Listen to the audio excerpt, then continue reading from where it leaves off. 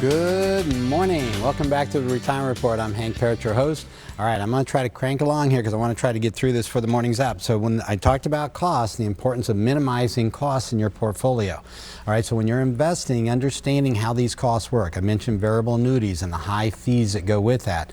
You find, and I also mentioned earlier about actively managed mutual funds also have higher fees. Their expense ratios, typically, again, you can see from 0.5% to 1.5% in that range, just on those expense ratios, not to mention other costs that go along with it, such as trading costs that I mentioned.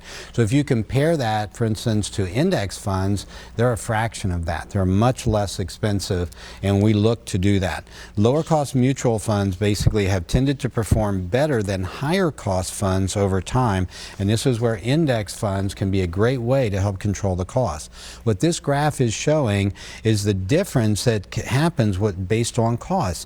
So if you look to it's basically showing $100,000 with a yearly return of 6%, and you would get a return on $100,000, it would grow over 30 years to $574,000, right? However, just 0.25% cost difference would reduce that down to $532.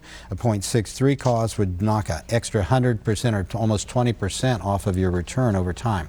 Now, I don't want you to get too hung up just on cost, but it is an important factor. In other words, if you go out and you pick the wrong things just because they have low cost, right, and you don't have that asset allocation model put together right, well, then you're going to end up losing a lot more than just 0.25% or 2/3%. That can cost you, 2-3% or more over time. So we want to be important, again, set these things in terms of priority. First rule of investing is the asset allocation model, staying diversified within that.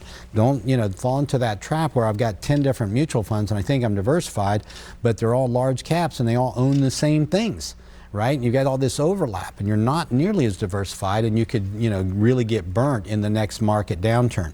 So understanding that, maintain perspective, stay disciplined. These are parts what your advisor should be helping you do, okay? But it's also making sure that you're on the right path to start with, and that gets into the comprehensive planning where we start with all these different factors so we can see, based on what you're doing today, what your financial future is going to be, and then applying different strategies to improve that picture.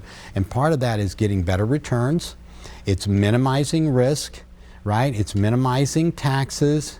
It's being able to stay disciplined then over the long term when you've got all these principles in place. But make sure you have the principles in place first so that you've got that solid foundation underneath you when it comes to investing. All right, this is so important so you don't get into trouble in the future.